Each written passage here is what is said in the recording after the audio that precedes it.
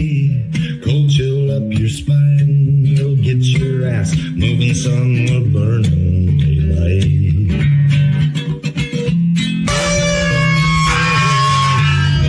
Howdy there. I'm Matt McKinley, and we're burning daylight. In the saddle till the job's done right. Welcome to Burning Daylight, the only podcast for the working cowboy. Well, howdy there, daylight burners. Welcome back.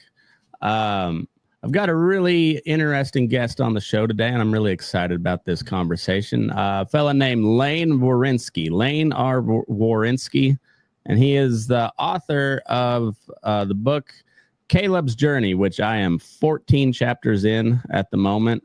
It is a frontier Western adventure, frontier scout book #1, first of a 3-part series, and really a good read. I'm really liking the character development. I like the historical accuracy. I like the plainsman tips and tricks of the trade that you weave in through there. I'm a flatlander myself, so I've grown up idolizing guys like Kit Carson and Charlie Goodnight and the old school plainsmen of the day. So I really like that you've done your homework, it seems like, sir. So anyway, welcome to the show, and glad to meet you, Lane. I'm glad to meet you, Matt, and thank you for having me. Of course. I love a good Western novel. Are you familiar with Elmer Kelton? I am.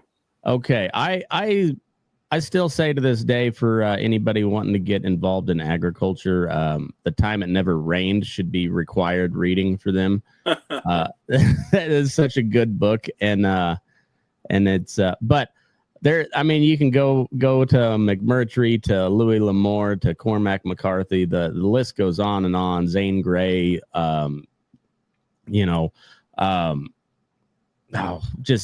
list goes on and on of great Western novelists, and I'm excited to get into more of your stuff, because you've wrote several books over the years, and this is my first introduction to it, and I'm looking forward back to going back through your other catalog and seeing what you got to say.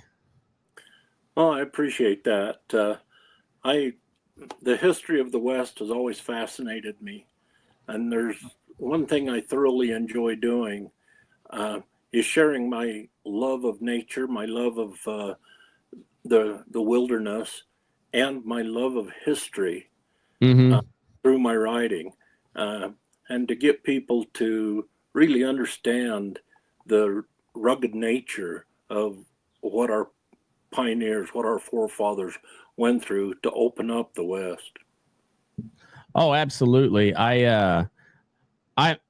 So on my bookshelf back here, I've got Trails Plowed Under by Charlie Russell. I've got We Pointed Them North by Teddy Blue Abbott, which sounds like a work of fiction when you get into it, but when you realize those are all true stories, you're like, oh wow, this was a wild country back then,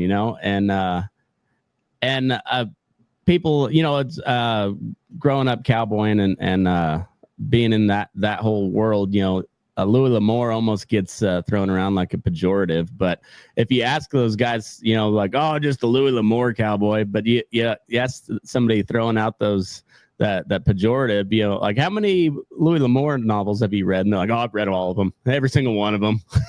And I remember I was working on a ranch up in Montana in a bunkhouse in the middle of just a brutal cold winter, and I think it was pretty normal for up there.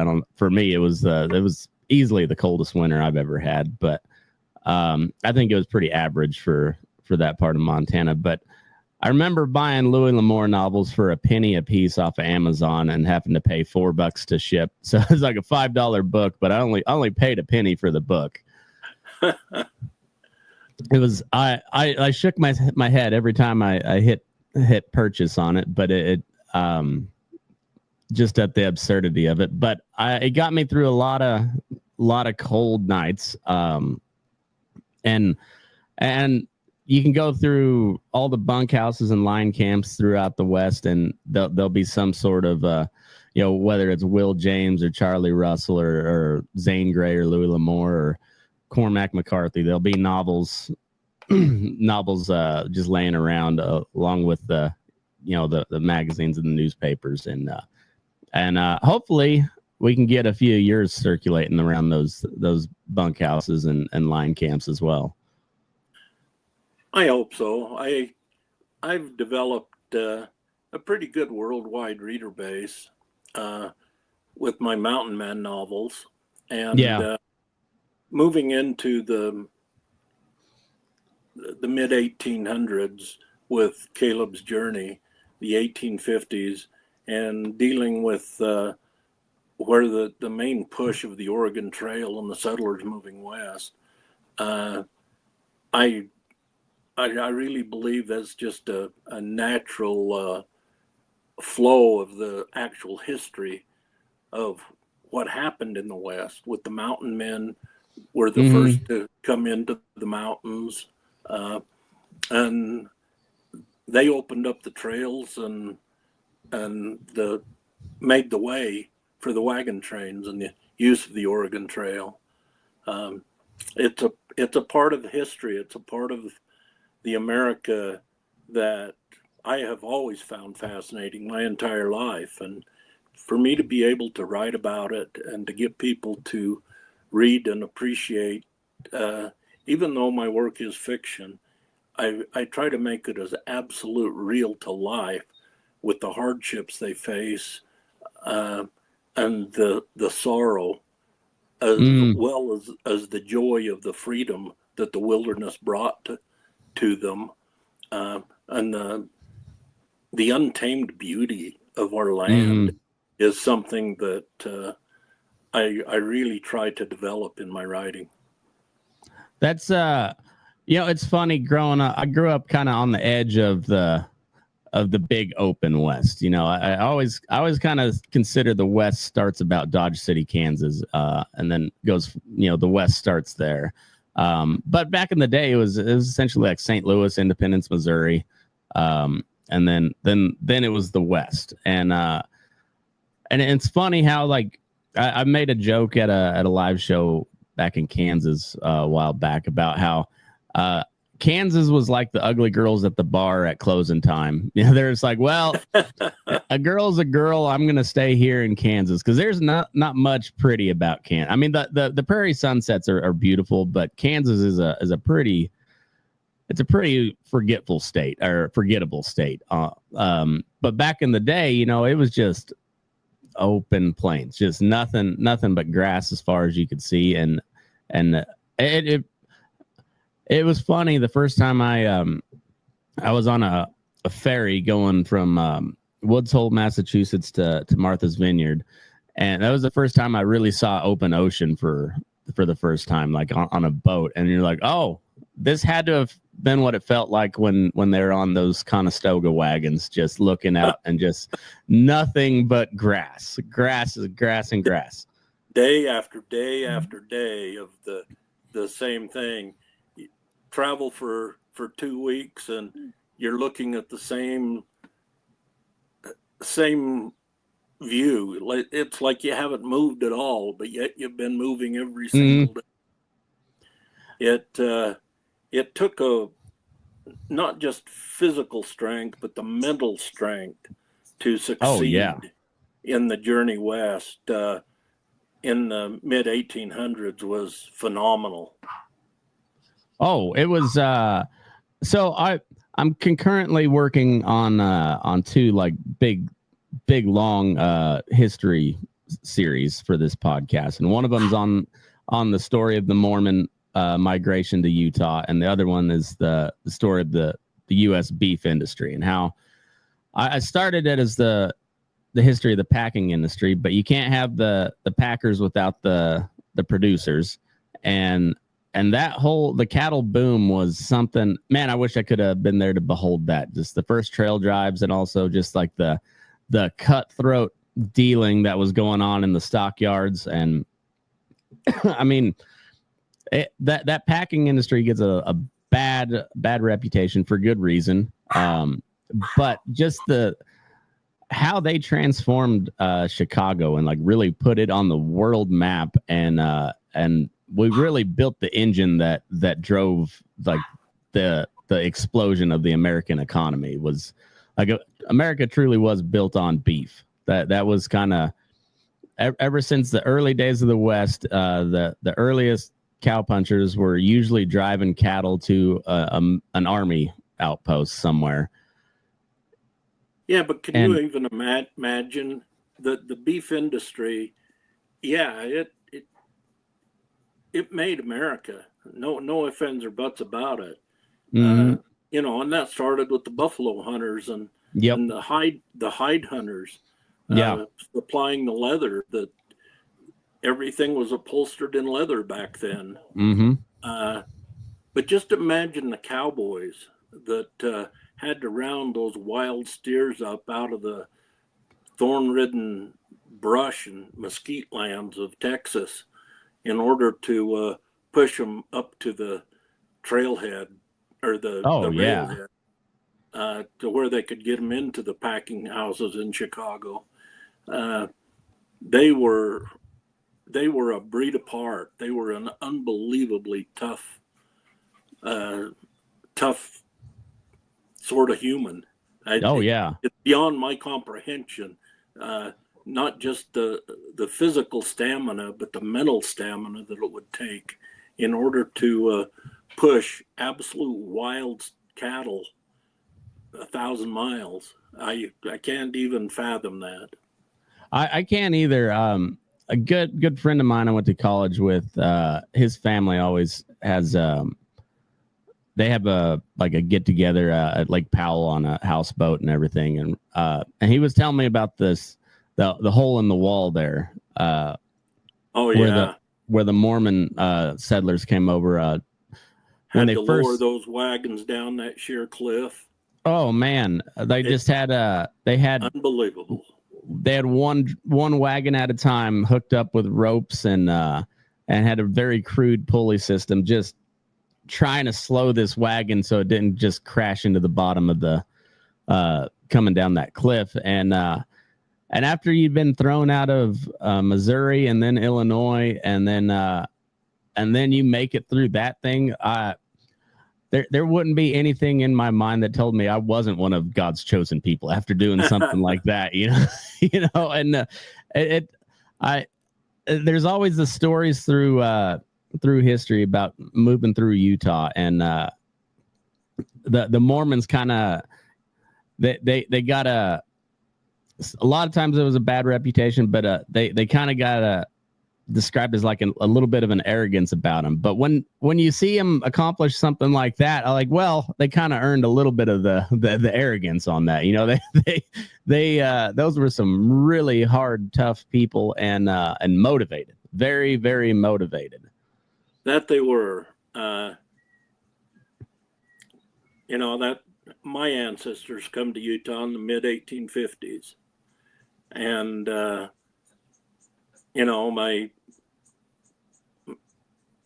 my grandparents was born in the 1870s.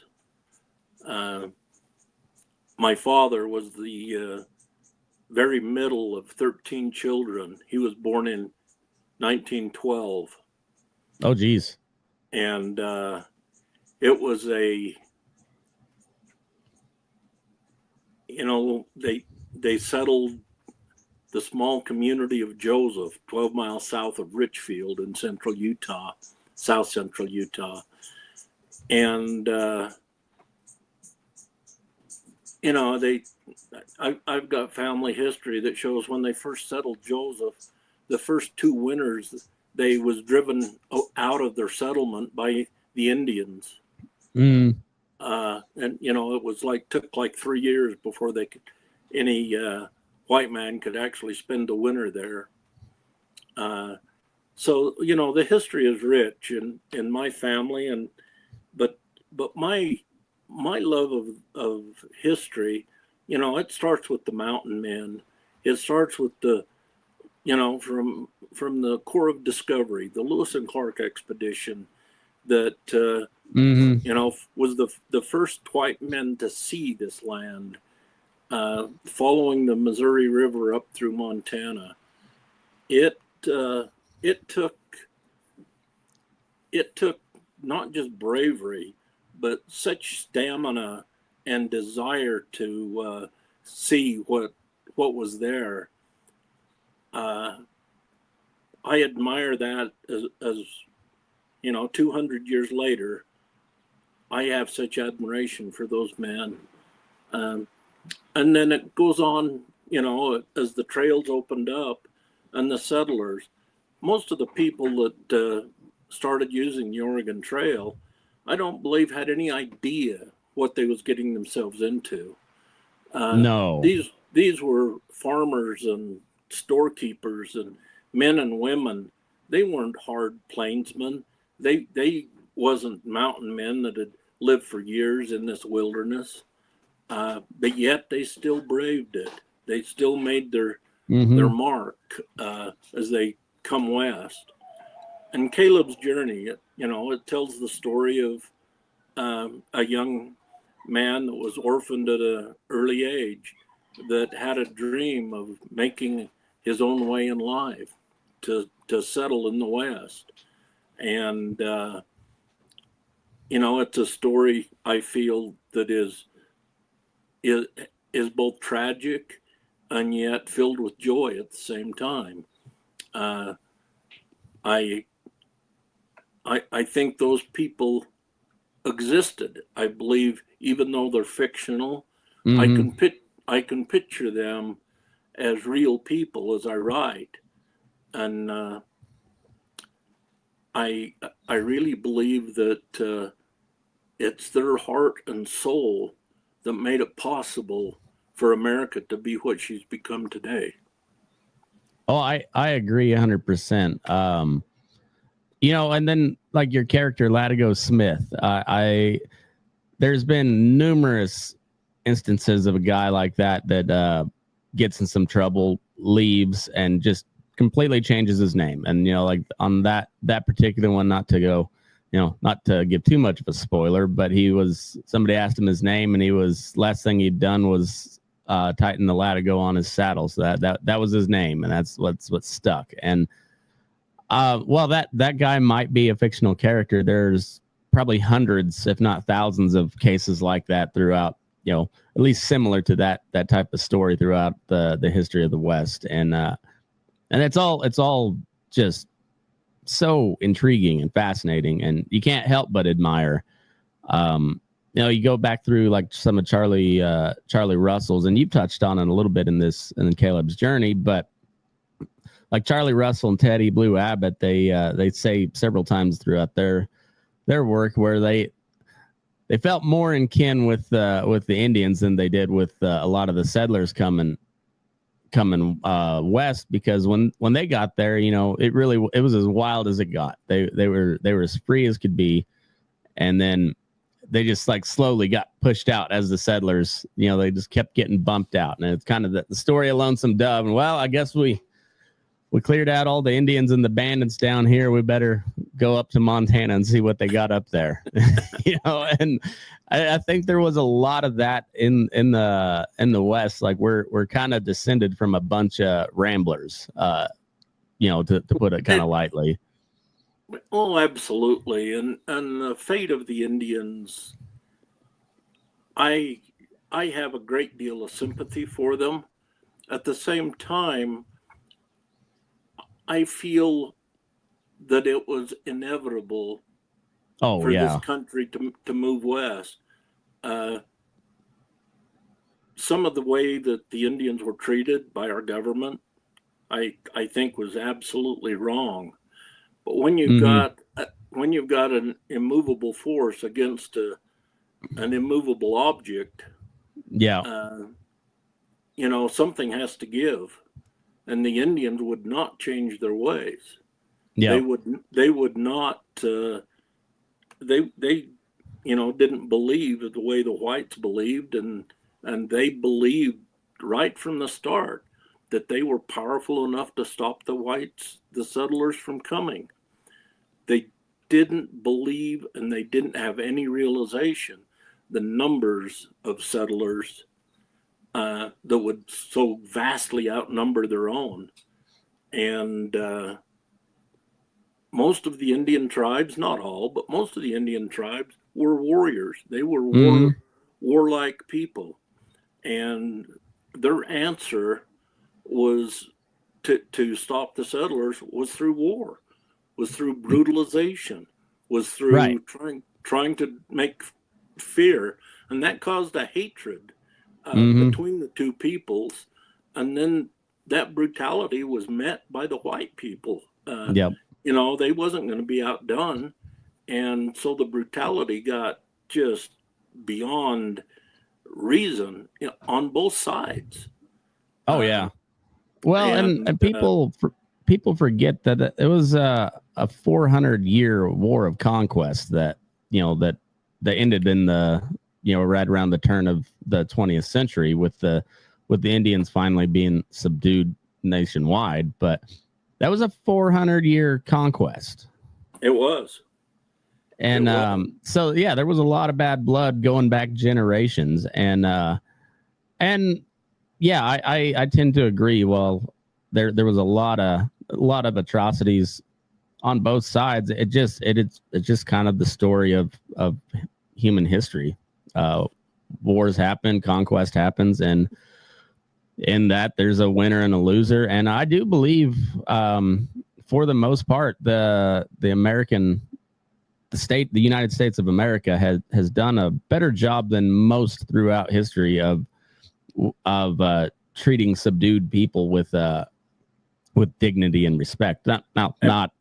Not as good as they could have done, obviously. That goes without saying. But I think in the grand scheme of things, yeah, we did it pretty okay over here. And I totally agree with you. I'm not sure those on the other side would. Probably not, but I certainly do. I think so too. And it just I've talked about this over the years with several different people, but just that period from say 1830 to 1900 is just one of the most it's, you know, a 70-year, so in the grand history of time, just a little blip in history. But it was like the last I mean, you could liken it back to the Roman Empire with the Germanic tribes back in the day, where the barbarians, as they called them, it was like the last real push where, like, uncivilized people versus civilized people, you know, however you define that, but two different cultures it was like the last real clash of two just vastly different cultures on almost on planet Earth. That's very true. It and the culture difference is what really caused most of the problem. But that time period you speak of, from 1830 to 1900, America, I believe, has always been fascinated with that part of our history. Go back to the earliest motion pictures with Tom Mix. Yep. You know, come forth to some of the radio programs, the westerns that was narrated by Jimmy Stewart, and then into television with Gunsmoke and Bonanza. The popularity of those shows, they run for years and years. And then you've got writers in the mix, you know, from the early 1900s, from Zane Grey to Will James and all of those characters. And then you've got Louis L'Amour. You know, people can like Louis L'Amour or not like Louis L'Amour.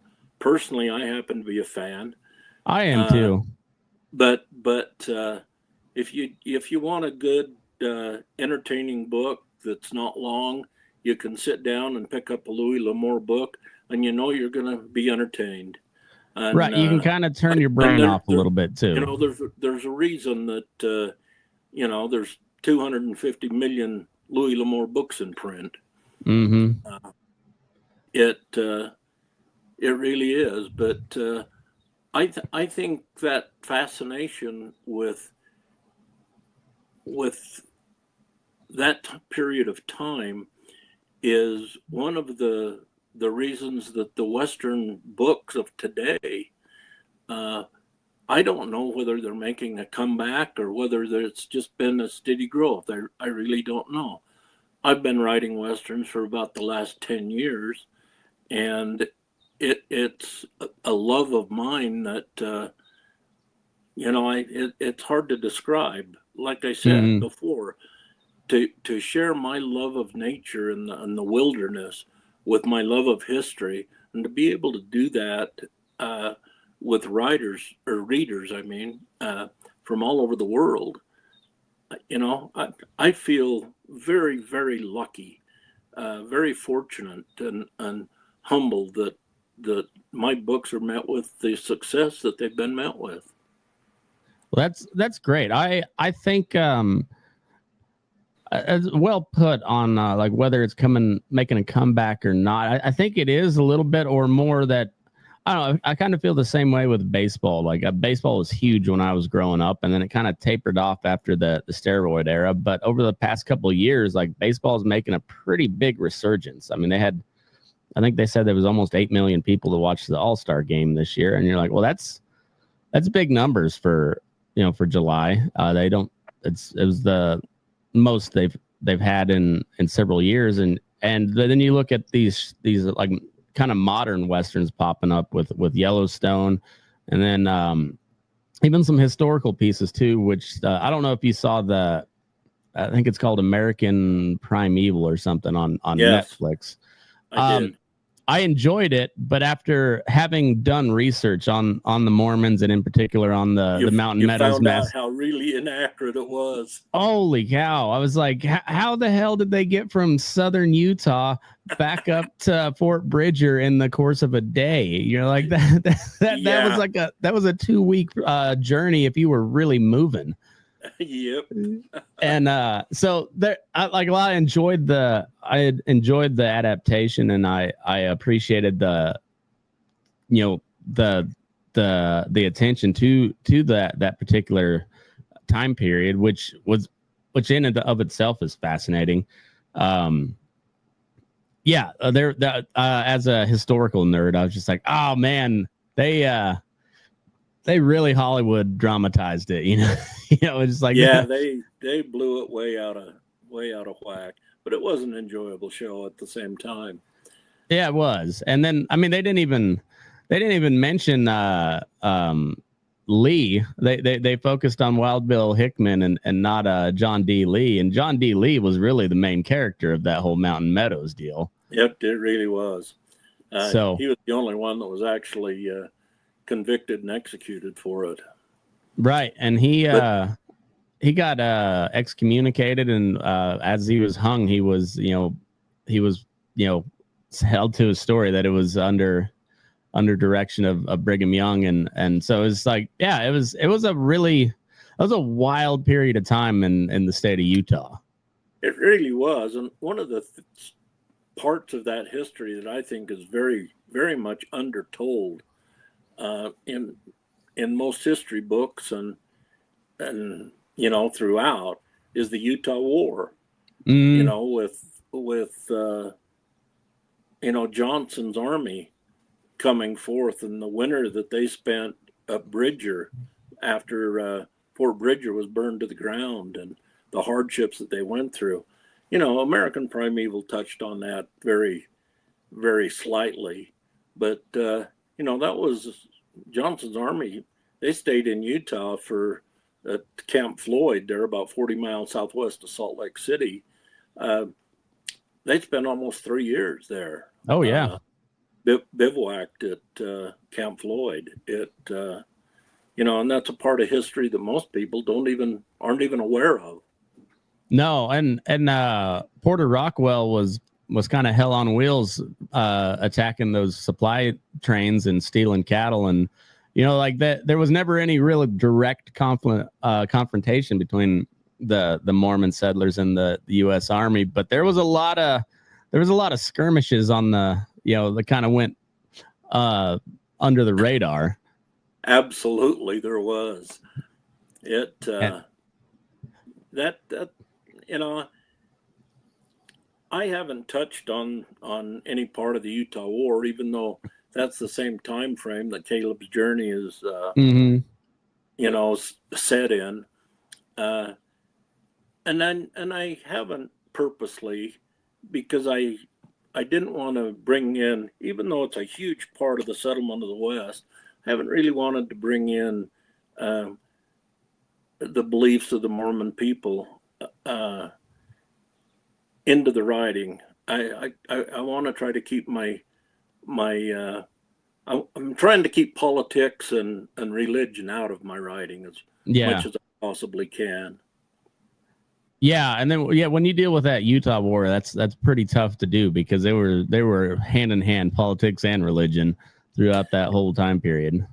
It really was, and most people don't understand the persecution that drove the Mormons to Utah in the first place. That's absolutely true. One of the things about history is that people talk about empathy all the time, but you really do have to try to look at it from both sides. And so if you looked at it from the Protestant, the white Anglo-Saxon Protestant, which was kind of the majority of America at the time, and the Mormons were kind of an offshoot of that for the most part, but also completely different on the doctrine. But you had the slave supporters, the abolitionists, and then you had the Mormons, which were kind of neither. Like they didn't support slavery, but they didn't really condemn slavery either. They were just there doing their own thing. But that wasn't cool for the people in Missouri who wanted to preserve slavery, and even just a rumor saying that the Mormons were abolitionists, that was enough to start the persecution. And then you had the polygamy in there as well, and then the Mormons were not like the Mennonites, some just kind of goofy offshoot of Christianity that kept to their own. No, they were forced out of everywhere until they landed in Utah, and had certain forces in the federal government had their way, they would have been pushed all the way down into Mexico had that prevailed. So the persecution was very, very real. Not just the harassment, but I mean, burn down somebody's entire house and belongings, kill them, whip them. It was. They had a rough go of it early on. They really did, and that because of that, when they got to Utah, they had a serious distrust of the federal government. They basically, anyone that wasn't Mormon, they didn't trust, plain and simple. Well, and the reason they moved to Utah in the first place is because it wasn't in the United States at the time. And then as soon as they moved there, we go ahead and decide to fight Mexico. And then Brigham Young's just like, son of a gun, I thought we left this place. And even at that, the Mormons sent the Mormon battalion to Mexico to fight on the side of the federal government, and performed pretty well too. Like they were known as a good, well organized, well trained. Brigade, I guess, the Mormon Brigade. So it was even the church leaders got to play a little politics here and there. So they sent some of their best Mormon boys to go fight on behalf of the country they just left, to foreseeing the future, saying, well, we're going to have to deal with these people for a long time, so we better get some brownie points where we can. Yeah. In Caleb's journey, and in the Frontier Scout series of books, I have really tried to delve into the relationship of the Plains Indians with the cavalry and the white settlers. and the reasons behind the conflict that was there. And I hope that my writing comes through as being both understanding and empathetic toward the Plains tribes, but yet knowing very well there was absolutely nothing that could change about it. Mm-hmm. You know, the settlers coming west did not recognize the Indians' right to the land. They did not recognize the Indians' right to the buffalo. Mm-hmm. And on the other side, the Indians, they had been on this land for hundreds of years. They had absolutely no intention of giving any of it up to the white settlers. And like I stated earlier, the fact that the Indians did not understand or realize the mass migration of whites that was coming, of the European settlers that was coming west. Maybe if they would have realized that, history would have been written a little bit differently. But I wonder that myself sometimes. History is written by the most powerful. Yep. And that's absolutely true. And it makes you wonder if Sitting Bull could have visited DC, 10, 20 years earlier and made that same, because he was the one who was like, well, there's no way we can beat them. There's millions and millions and millions of them. Like we can't win. And if he would have recognized that earlier on in the, how much difference would that have made? I don't know if any, but you think it probably would have been some. Well, and one of the very worst things that could have possibly happened to the Indian people was the Custer massacre. Yeah. There in 1776, that by them totally wiping out Custer and his army, that gave them an absolute false sense of security. Mm-hmm. They believed after that they could stop the whites, that they could stop the settlement of their land. And what they didn't understand was all that did is made the determination of the U.S. government to provide more support to the army, more support to subduing them. And it brought a much quicker end to their way of life than I think it otherwise would have. They learned the same thing about Ulysses S. Grant that the Confederates learned, that once you poke the bear, you better be ready for what's coming, because General Grant played no games when he waged war. He was, we're gonna win, and we're gonna win, not despite what you think. I know we're gonna take you out. Yeah, and you go back even to the very early days. William Ashley,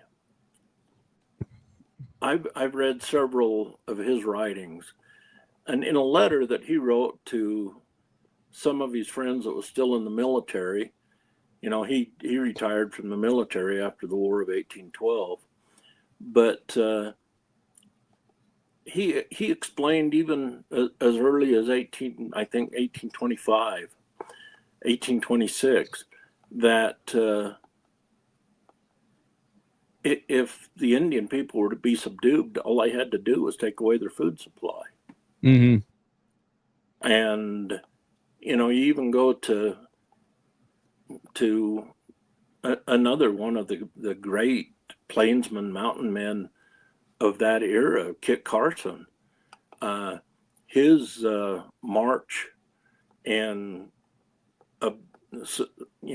how he subdued the Navajo people in the Four Corners area, that was strictly a matter of eliminating their food supply. Mm-hmm. going in and burning their orchards and everything that if people can't eat, they can't fight. That's exactly right. And that fast forward to 1918, and with the starvation blockade on Germany, that was what broke the back of. And then with our help, with the couple million of troops, helped break the back of the German defense.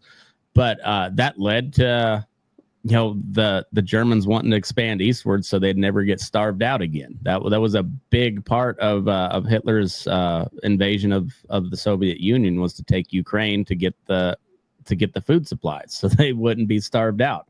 It's tactics win battles, but logistics win wars, and that's food is the biggest part of it. You can have the biggest army in the world, but if they got no bullets and no food, they're not very effective. No, and one of the things that the Indians didn't realize, as the settlers started moving through and either killing off the buffalo or driving them away from the Indians' hunting grounds, is arrows don't go up against steel very well. No, they really don't. A lead ball coming out of the end of a musket might not be super accurate, but it will shoot a lot further. Oh yeah, than a stone-tipped arrow will. Mm-hmm. And it was a lesson that it took a lot of hardship. When Sitting Bull moved his people to Canada to try to escape the U.S. military, it was starvation in Canada that actually made him come back and come to the reservation. Yeah. It's a sad part of history, but that's kind of how it goes. And the quickest way or the easiest way to beat somebody is to starve them out. It's not necessarily the quickest, but it's dang sure the most effective. If you can't kill them all with weapons, you can kill a lot more of them by starving them. That's exactly right. And to the Plains Indians, and even to some of the Indians of the mountains, the Ute people would travel to the plains to hunt buffalo. Oh yeah. A lot of the Western Shoshone people, the Flathead, they would all leave the mountain. They'd cross the Rocky Mountains into the plains of Montana to hunt the buffalo, because the buffalo was the lifeblood of the Plains Indians, period. Mm-hmm. Without the buffalo, they had no chance. Well, and on that same note, you talked earlier about how most of the Plains Indians were a warrior culture, and when you, like, in today's day and age where you have a lot of people that don't understand history, and they'll make land acknowledgments. We're living on stolen land, and they're like, no, this was conquered land. And it was the same thing for those Plains Indians tribes. It wasn't peace and harmony before the white man got here.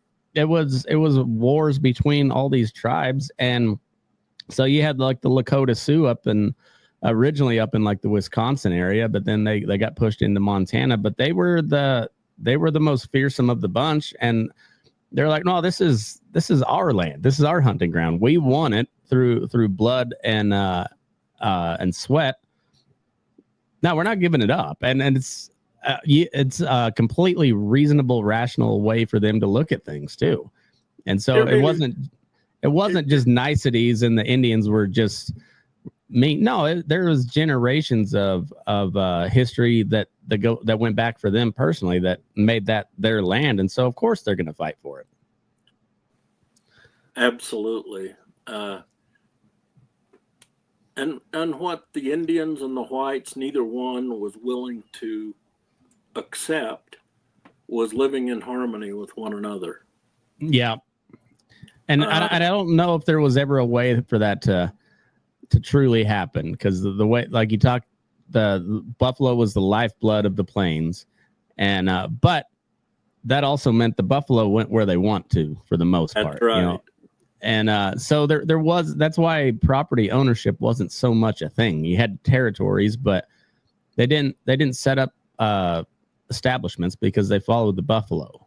That's right. They were nomadic. They followed the food. And it's just that part of that type of culture was completely incompatible with the encroaching Western white culture, which was set down roots, start farming, more of an agrarian, and then came the Industrial Revolution, and that really that was if it wasn't already spelling the end for the Indians, the Industrial Revolution sure sped it up with the railroad, the repeating firearm, steel, all of that stuff was just it just helped speed up the end of the reign of the Native Americans. It really did. And it, like I've said earlier, I have great sympathy for their plight. Mm-hmm. But at the same time, there was no way around it. I agree. Manifest destiny, this country reaching from coast to coast and being settled, that was going to happen no matter what. Yeah, absolutely. And the Native Americans, the warring tribes, they had no understanding of that. And there was no way they could stop it. No, there was just, it was just something that happened that they, it was like, one person standing in the Mississippi River and thinking you're going to hold back the water. Yeah. It ain't going to work. And it's you can mourn the plight of the natives all you want, and I agree. It's part of our country, part of our history, part of our heritage, and so it's, I don't know, it's like shaking hands after a hard fought game. Like nobody's real happy about it, but it ended. That's how it is, and and this side won. Now the Indians got to live with the loss, and that's how it is, and that's how it's always been. And I don't know if it's ever been cozy feelings on both sides after something like that, and I don't think there ever will be. But it just kind of how it is, and but the cool thing about books and history is we can go back and find out what happened, and then we can build on that. They always talk about progress. Well, you can make progress by finding out what you did wrong in the past and try not to make that same mistake again. That's very true. But even as you go back and look at history, history is always written by the winners. Yep. And a lot of history is written really lopsided. Very much so. But just because we don't like something in history doesn't make it so it's not so. Right. History is there for us to learn from. One of the things that I really feel strongly about is, the taking down of all of the Confederate statues throughout the South. Mm-hmm. Just because you don't like that part of history doesn't mean that part of history did not happen. That's 100% true. And there is some arguments that like a lot of those statues were put up, around the civil rights era, kind of as a thumb in the eye to the black folks. And there's probably some truth to that, but there's also a lot of people whose ancestors fought and died to establish their own way of life in the South, and they lost, and they have to live with the consequences. And that Reconstruction period was pretty rough. I mean, the South was absolutely devastated. Devastated. It really was. And then carpetbaggers going down. You know, just it made the war drag on and the heartache drag on for many years beyond what was absolutely necessary. But there again, that's part of our history. Right. Whether it's good or whether it's bad, it's still part of our history, and you can't erase what has already happened. You know, we went over to Sacramento here about a month ago. We went and watched a baseball game, and then we went and saw the California Railroad Museum. And California gets such a bad rap, and rightfully so, most of the time. But that is the most beautiful place I've ever seen with my eyes. I'll say, I've said it plenty of times, but like that's the most beautiful piece of real estate on earth is the state of California. I mean, it makes it more apparent why normal, like conservative leaning people stay in Northern California. Like when you see where they're running their cattle, you're like, oh, I could put up with a lot to live here. You know, it's but we had this really cool tour guide. He was an old black man. I think his name was George Wilson, I believe. But he was such a good tour guide, and he of course he probably would not see eye to eye with guys like me and you on a lot of political issues, but I just thoroughly enjoyed his tour.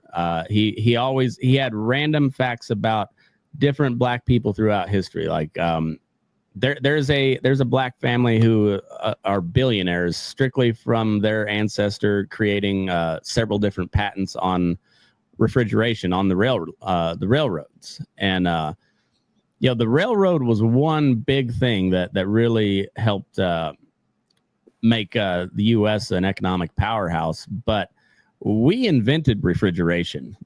Like that was made here in America, and we kind of broke the back of the British beef industry with through refrigeration and the sheer amount of cattle that we were able to produce out in the West. But the refrigeration made it really possible for the United States to make its mark on the world by exporting chilled beef. And yeah, and I didn't know anything about the patents on the refrigeration, but this tour guide in the California State Railroad Museum told us about this black guy that had I think he had like 13 different patents on the refrigeration, and this guy was just proud as hell to be an American, and he like focused on the kids specifically. He's like, you guys are the future, you can do anything. And I was like, this is a great tour. I would recommend that anybody gets a chance to look at that museum. It's really fascinating, and especially if you get somebody who's as passionate about it as this George fellow was, and it just, man, it was cool. It makes you proud to live in America when at the end of the day, you're just like, boy, we did a lot of cool stuff. We did a lot of cool stuff. That we did. I think settling the West, you know, from the two railroads coming forward, meeting here at Promontory Point in northern Utah, to the telegraph, to a lot of that, I believe, had to be almost divinely inspired to actually make it happen the way it did. I agree. And the railroad in and of itself. So there was that series, Hell on Wheels, several years ago, and that was where I first kind of like cut my teeth on the diving into the whole Mormon story, because that was the first time I'd ever seen the Mormons pictured as kind of how they were when they settled Utah. Like they were a badass bunch of people. I mean, they were, depending on where you came from, they were some kooky religious zealots, but you did not want to mess with them. Like they were extremely resourceful. They were extremely organized, and they looked after their own before everything else.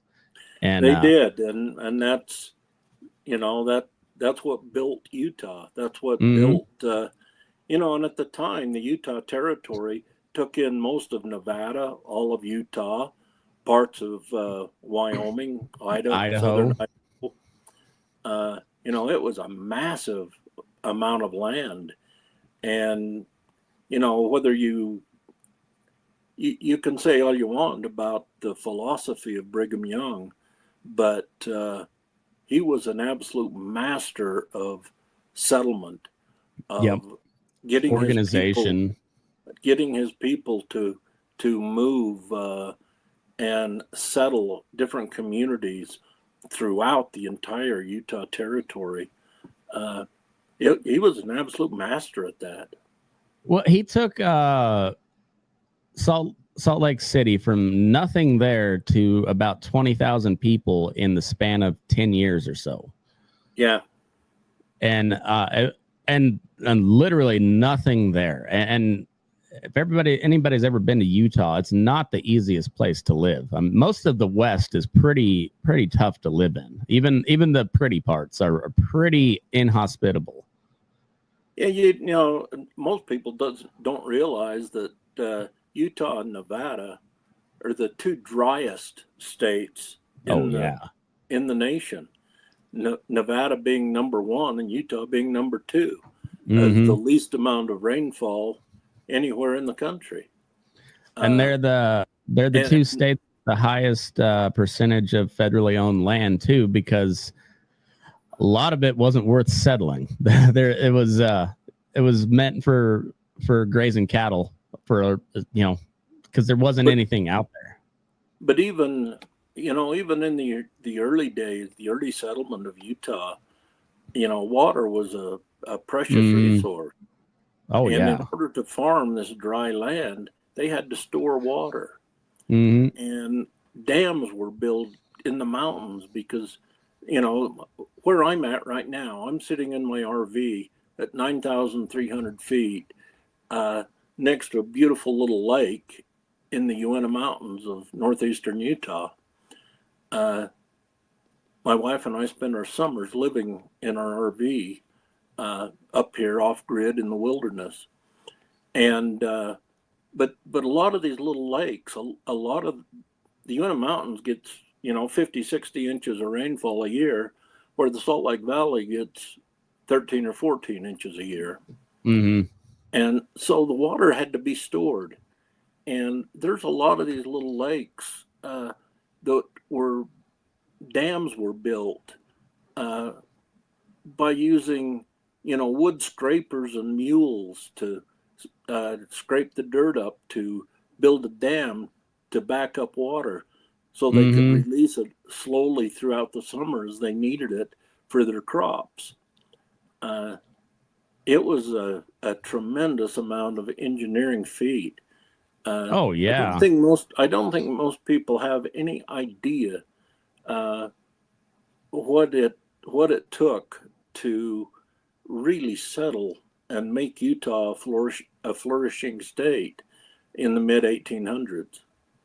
I don't think so either. And then when you go back to the railroad and you look at particularly the Central Pacific, because that was where the Mormons had their biggest impact. But once they made it over the Sierras, that was on the back of the Chinese laborers. But once they got on the other side, it was the Mormon boys grading the path to lay the rails and everything. And the early Mormons were very much a communal type of society. And so a lot of new European immigrants flowing into Utah, and a lot of them were on indentured contracts where it's just like, well, you're going to work for the church now, and the church is helping build this railroad. And it was a lot. Yeah. The sheer amount of work and just brilliant engineering at the time was astounding. It really was. And, you move, like you say, Salt Lake City, you move 20,000 people into a wilderness. Mm-hmm. There is nothing. There is not a road. There's a few Indian trails through the mountains. They have to be able to not only feed logistically supply the needs of that many people with the natural resources. They had to prospect. They had to find coal to burn. They had to find minerals to mine to make everything, because they didn't trust the United States government for any of that. And it was really a fascinating part of our history, and a hardship on people that it's a story that is very well, I believe, undertold. I think so too. So when your family came over, was that during the handcart era? I can't remember the dates of the handcart. I think it was a little bit before that. Okay. I think my people reached Salt Lake City in 1855. Okay. Two brothers showed up, and one settled in the Salt Lake Valley itself, in the Cottonwood area of Salt Lake, and the other was sent down to Sevier County to settle, and that was my great-great-grandfather. Okay. I know those the southern Utah Mormons were a little feistier than the ones up around Salt Lake, but I feel like that was because they were more out on the fringes of the the Mormon Empire, if you will. The Salt Lake had to be a little more stand-up-ish, because they had to deal with the outside world quite a bit more. Where the southern Mormons, they were strictly trying to survive. They were. They were trying to survive, and but in Salt Lake City, it become a travel. The main California Trail ended up going through Salt Lake City, at least after they found it was a shorter route than going up through to Fort Hall in Idaho, and then coming down basically into Nevada from the north. But it really was it's a fascinating part of history that and I believe that's in my writing. I believe that's what I try to capture, is that I don't even know how to put it into words right now, but it's the determination, I guess, is what I'm trying to say, to succeed. Pioneer spirit, if you will. That's the pioneer spirit, exactly. Yeah, I agree. I've been fascinated, and one thing I will say about the Mormons is they keep immaculate records, and a lot of them.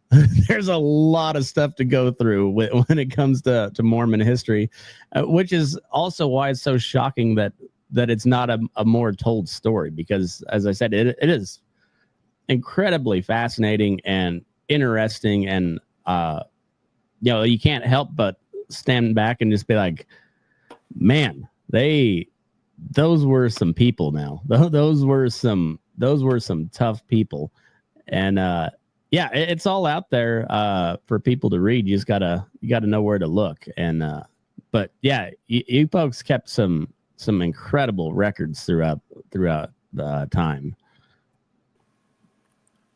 It is the genealogy. It's one of the real big things that goes back through all of the church. Keeping track of your family history is very, very important. Yeah, I agree. So who are some of your favorite characters throughout the Western settlement?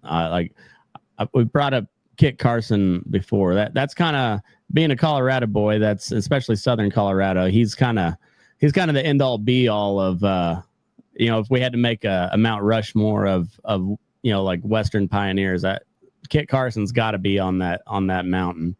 And Jim Bridger right alongside of him. Yep. Yeah, Jim Bridger's right up there too. You know, and Jim Bridger, you know, from Fort Bridger there, where I'm sitting right now, I am about 30 miles into the mountains right above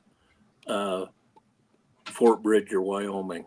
That's where I'm at right now as we're speaking.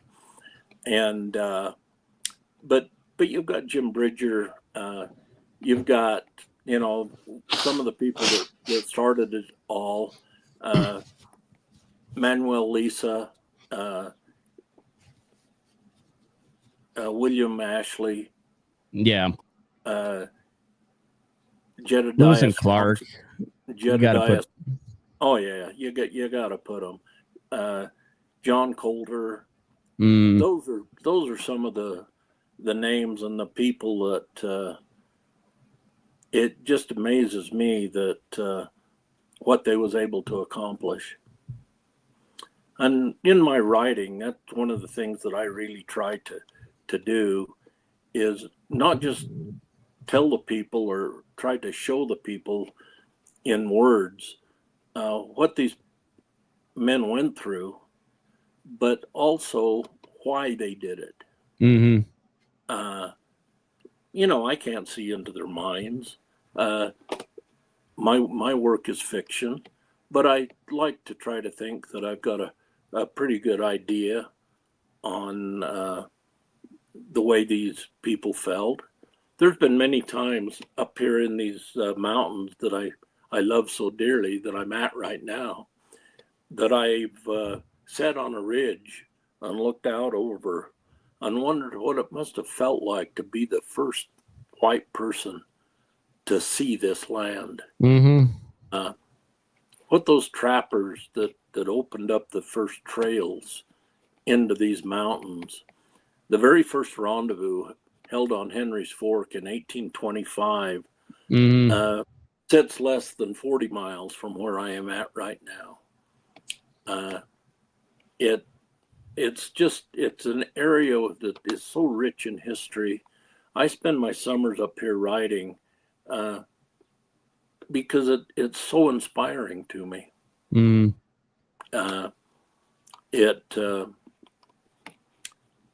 You know, the Caleb's journey that you're into, I really have tried in that book to create a character that is strong enough to endure, that is smart enough to survive, yet empathetic toward the plight of not only his own people, but his enemies as well. Mm-hmm.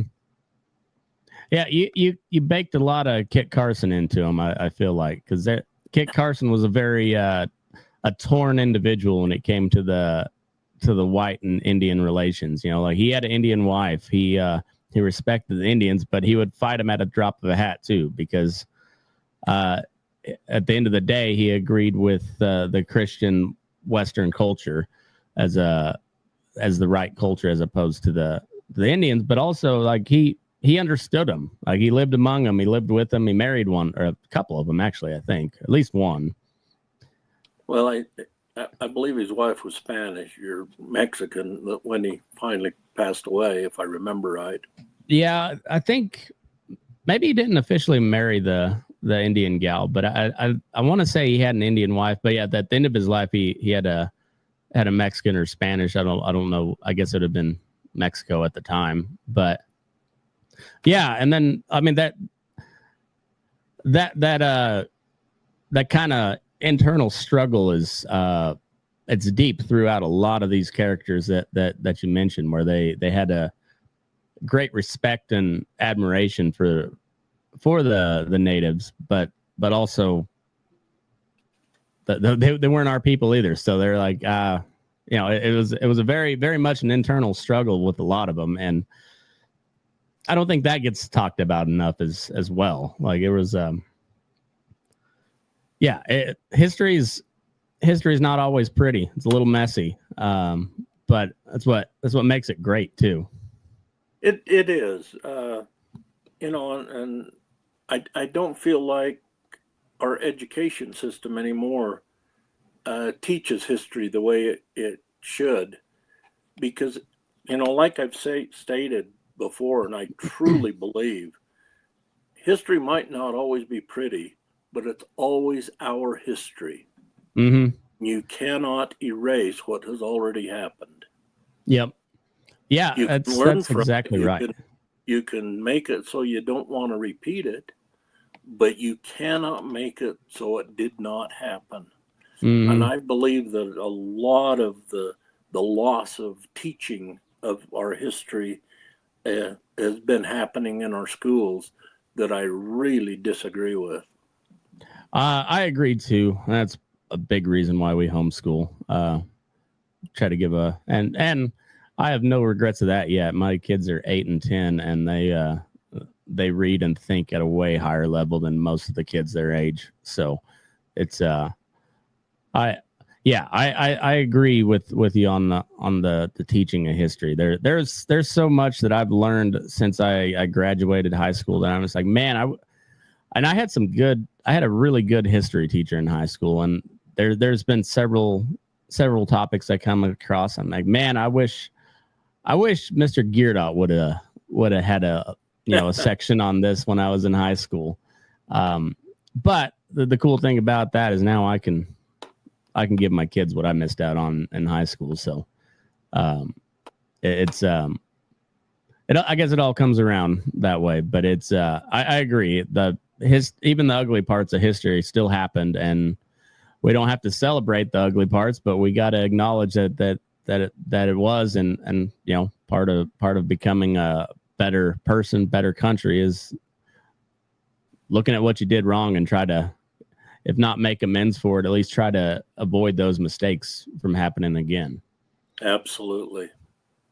And I think novels, and particularly Western novels, are a great way to, if not tell the history of the West, it gives people a thirst to find out, because you tell a good story and you're like, well, that's just one of countless thousands of stories like that happened all across this. And the West, it gets mentioned as like this place, but the West is huge. It's a really massive place. It is, and I go back, Western writing. I go back to I believe it was something that Louis L'Amour said. If you write a book that about people or events east of the Mississippi prior to 1900, it's historical fiction. Mm-hmm. But the same writing, if it's west of the Mississippi, it's a Western. Yeah. And I really believe that is so true. Mm-hmm.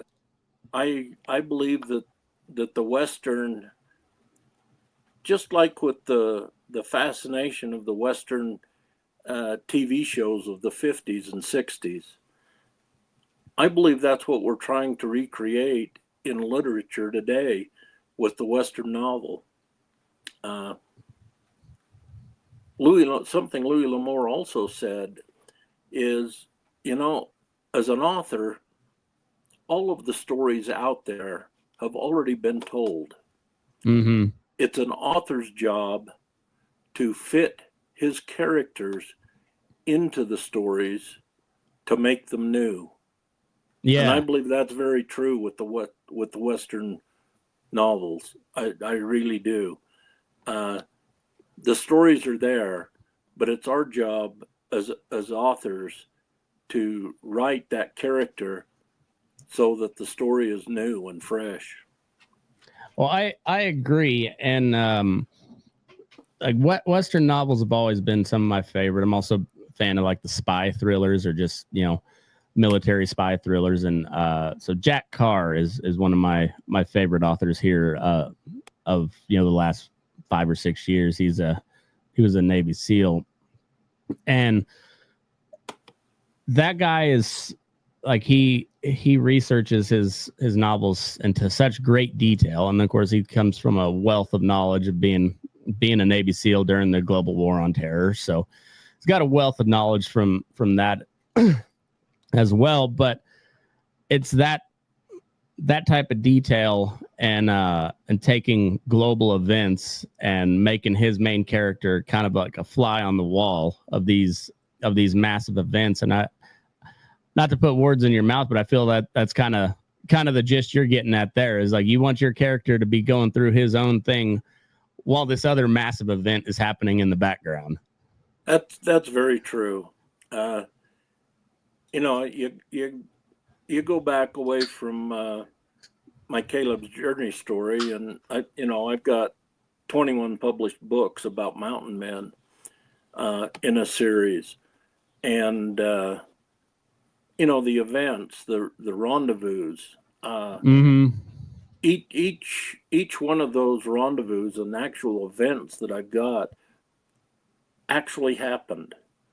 I've just inserted my characters into those events, and I've tried to do the same thing as I've started the Frontier Scout series with dealing as much history, actual history of Fort Laramie and the Oregon Trail, specifically from Scotts Bluff through to South Pass. I've tried to create as much true history as I can in those books as we follow the Oregon Trail west and the military escorts from out of Fort Laramie and further east, Fort Kearney.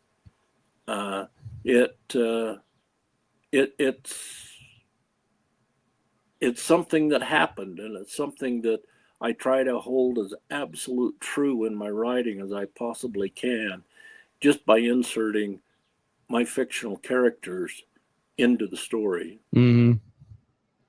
Well, and you did a good job of developing some of the Army characters in that book as well. And that's another thing to harp on is like the U.S. military or U.S. Army was nothing like it is now back in those days. I mean, it was as ragtag as it got.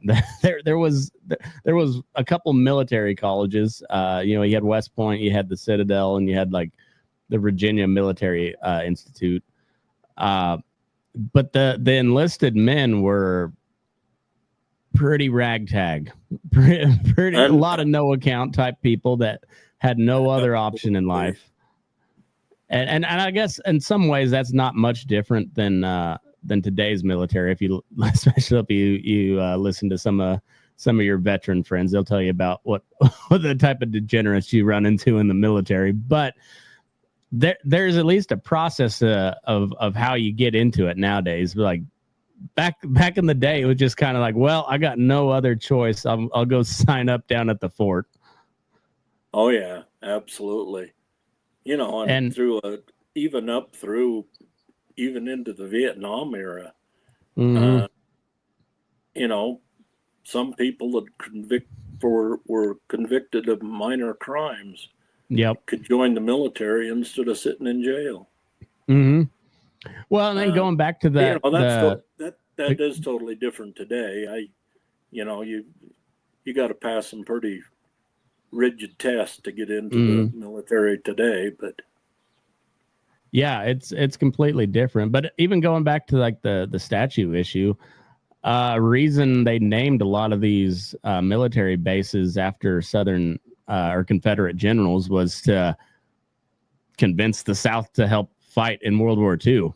There was still a lot of pretty open wounds from the Civil War when back in 1944, or 41. Like it was there was still people living that had fought in that, and so they're like, I'll be damned if I'm going to fight for the United States government. But they rename Fort Bragg after Braxton Bragg, and that helps mend the fences a little bit more. And so there was a purpose behind all of that too. There was, but and even when you look at the Army of the West, a lot of the Confederate soldiers, they had absolutely nothing to go back to. Sherman pretty well wiped out Georgia. Mm-hmm. And a lot of the Confederate soldiers, if they would sign allegiance to the U.S., they were sent to the West to fight the Indians. Yep. And there was a pretty serious hatred there and conflict between the troops. Oh, yeah. Even though they were all wearing the same uniform. Yep. Well, and there was a reason why the military was segregated up until, was it 1914, I think, when Wilson integrated the army, and then it was resegregated later on, and wasn't till Vietnam when it was integrated again. And there was a lot of tension there. There was a lot of tension with the natives that later joined the military, and because there's bad blood exists for a long time. And it does, and there's one actual event, and I wish I could remember the dates and the exact circumstances, but I know that the cavalry, the army, had a quite a large contingent of Crow scouts working for them. Mm-hmm. And they was trying to make a peace treaty with some of the Sioux, and as the Sioux chiefs was coming in to where they was to meet the military, it seems to me like it was General Crook, but I'm not positive on that. But because of the hatred between the Crow and the Sioux, this band of Army scouts that were all Crow attacked and killed the Sioux chiefs, mm-hmm. Putting an absolute end to the peace negotiations. Those hatreds, they run deep, and they run for a long time, like you said. Oh yeah. Well, and if you talk to some of the guys, particularly in like Afghanistan, that they'd set up these local leaders who would use the U.S.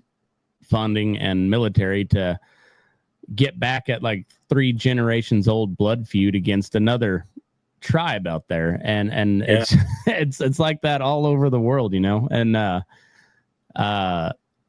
you kind of gotta put all that in perspective when you look at history, because at the end of the day, everybody's just people, and people tend to act kind of the same way, and usually in their own self-interest, and it's the people that don't act in their self-interest and act in the interest of a higher calling or something that usually end up great or incredibly horrible on some other ends of that. But even the most despicable figures, you can't, like, Adolf Hitler was an evil man, but he was a great figure throughout history. I think that's undeniable. I mean, he definitely made his mark on history, and he was another one of those guys that it was all about the Reich. It was the German people and the greatness of Germany. And well, he did a lot of bad stuff, but there's no denying that he's a great figure throughout history.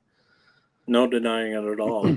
And that's one of those things, like the German people. They can't erase that history. They just have to learn from it. Yep. It's just like the South.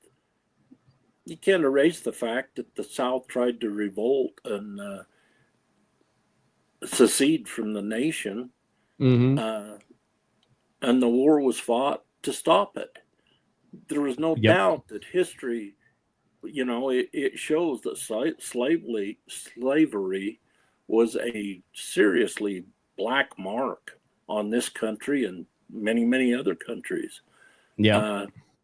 But just because it's a black mark and it was terrible does not change the fact that it's part of history. Mm-hmm. And we have to learn from it, not try to erase it. Because if we try to erase it, we could repeat it. That's exactly right. And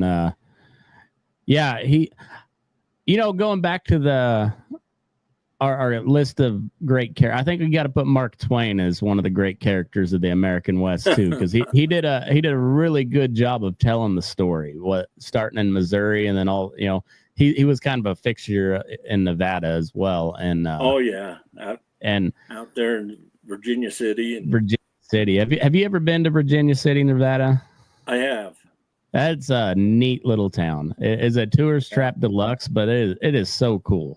We're only about an hour from there. I got a buddy that is a custom boot maker, lives up there, and we go from time to time. And I really enjoy that.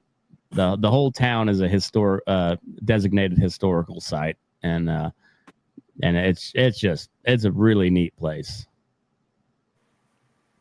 Yeah, it's been a long time since I was there, but it's probably 50 years ago. I'm sure it's changed a tremendous amount since then.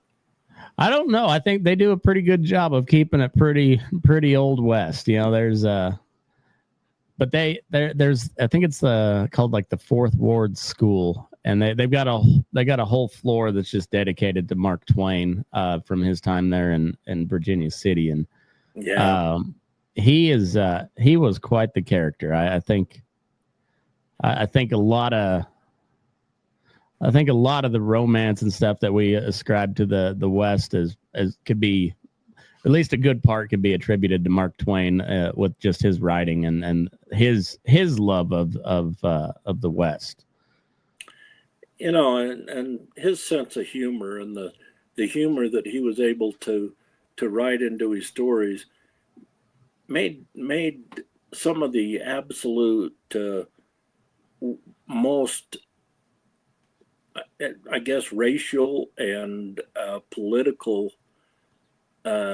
atrocities of that day. He wrote it as it was everyday life. Mm-hmm.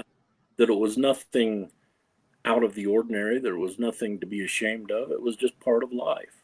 Mm-hmm. And that's the way it was. I've heard people say that books like Tom Sawyer and Huckleberry Finn should be banned from schools.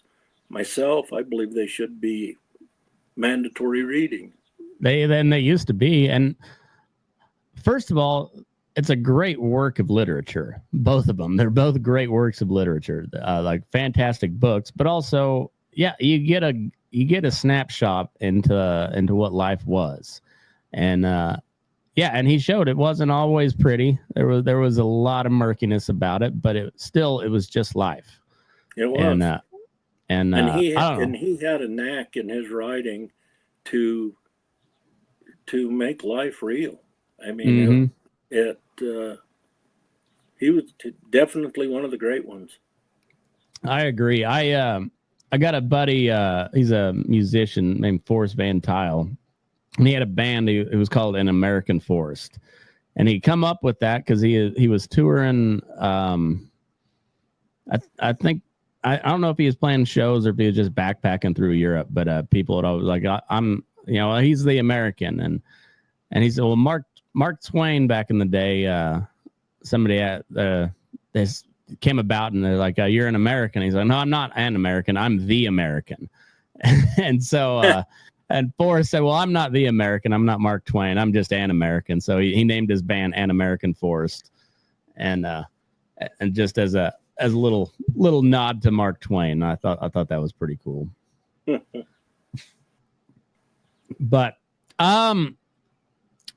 we got an hour and a half, and I feel like we could go more, but I don't want to take up any more of your day. But I'm really enjoying the book Caleb's Journey. Go buy it on YouTube and go check out some of his other stuff. I know I will be as soon as I'm done with Caleb's Journey, but I'm really glad that you're out there writing about the West, telling great stories and weaving in some new characters into stuff that definitely already happened. So, well, thank you, Matt. I really appreciate your time. It's been an enjoyable talk. We've covered a lot of subjects that has got me actually thinking about some other different storylines. So maybe we'll pursue some of those into the future.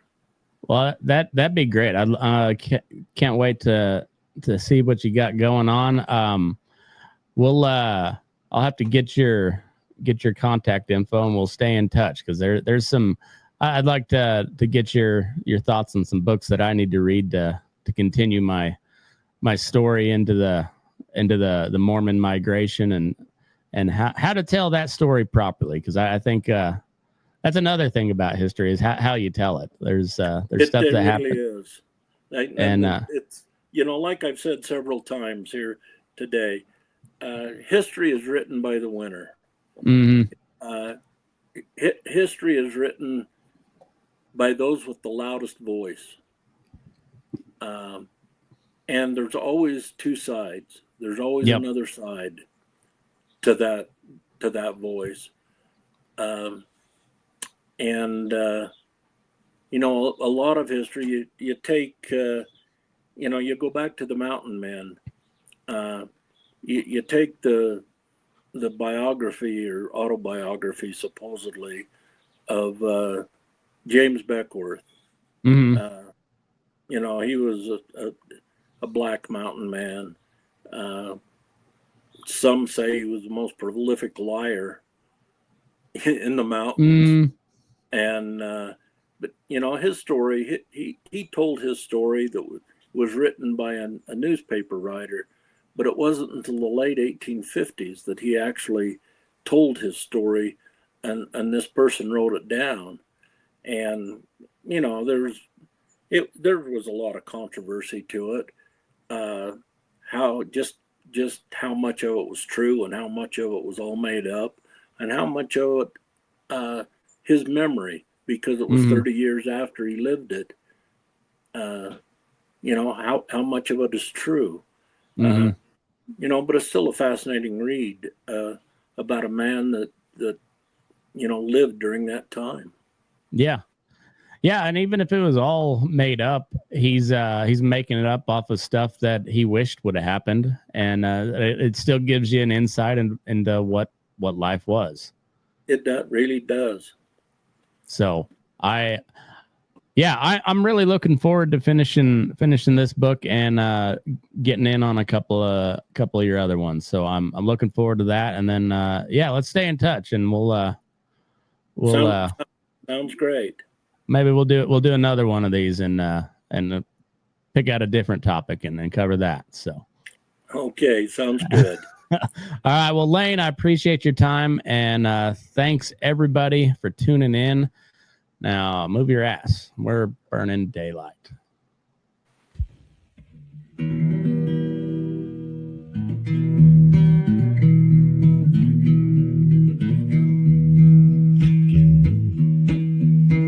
Your eyes up in the morning, beneath the stars so bright. Pull your hat down, make sure your cinch is tight. Horses kinda snuffy, cold chill up your spine. We'll get your ass moving, son, we're burning daylight. Burning daylight. Burning daylight. In the saddle till the job's done right.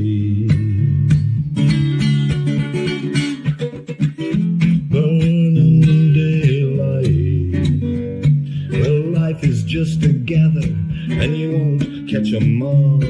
But when you ride through the gate, make sure you sit up tall.